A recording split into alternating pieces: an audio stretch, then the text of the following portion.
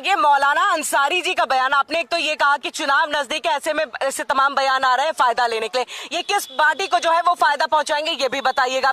दूसरी बात आपने ये कही कि ये कोई मुद्दा है चर्चा के लिए, अगर ये मुद्दा नहीं तो क्या मुसलमानों में डर व्याप्त करने की कोशिश नहीं है जिसके लिए आप लोग सब लड़ते हैं कि मुस्लिम डरे हुए हैं, मुस्लिमों को वो संवैधानिक दर्जा नहीं मिल पा रहा है, मुस्लिमों को टारगेट किया जाता है, और ऐसे कई बार नाम जो है चीजें सामने आ गई, ऐसे कई बयान आ गए, तो क्या आपको ये मुद्दा मौलाना अंसारी जी का क्यों नहीं लग रहा है, क्यों नहीं लग रहा है? देखिए, डरेगा कौन? मुझे तो लगता नहीं जिन लोगों ने मुल्क की आजादी के अंदर हिंदुस्तान को चुना, आजादी के बाद में एक कट्टरपंथी मुल्क पाकिस्तान को ठुकरा दिया, उस सोच को, वो लोग क्यों डरेंगे? यहाँ पे मुझे नहीं लगता वो लोग डरेंगे।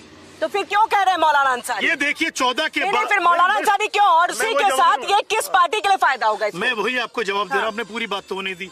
2014 के बाद में अक्सर हमने देखा हिंदू डरा हुआ है, हिंदू खतरे में है। मैं अब भी कहता हूँ, ना हिंदू कल खतरे में था, ना आज खतरे में, ना कल खतरे में होगा, ना मुसलमान खतरे में था, क्योंकि खतरे में सिर्फ वो सियासी पार्टियां होती है जो ऐसे मुद्दों पे सियासत करती है, चाहे वो कोई भी पार्टी हो। जो बांटने की राजनीति करेगा उसका हाल यही होगा, ऐसे मुद्दे जिंदा रहेंगे, मेन मुद्दे एक तरफ छोड़ दिए जाएंगे। जैसे आज के दौर में मेन मुद्दे खत्म होते जा रहे हैं, चर्चा किस पे होती है? एक पता नहीं कहां से कोई आता है, बयान देता है और हम चर्चा का चर्चा। अब भारतीय जनता पार्टी क्या चाहिए? जवाब नहीं है आपको, जवाब क्या चाहिए बताइए ना? सवाल का जवाब, ये किस पार्टी को फायदा होगा मौलाना अंसारी के बयान से? ये तो चौथा स्तंभ बता पाएगा जो चर्चा इस पे कर रहा है, किसको फायदा होगा, अच्छा। किसको नहीं होगा।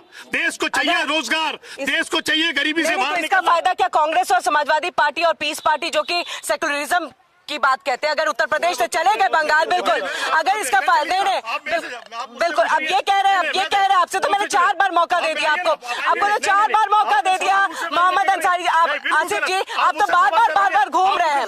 आ रही हो ये बताइए, अगर पश्चिम नहीं मुद्दे से कैसे, ये डर कैसे, ये पता है आप लोगों की आदत ही खराब है।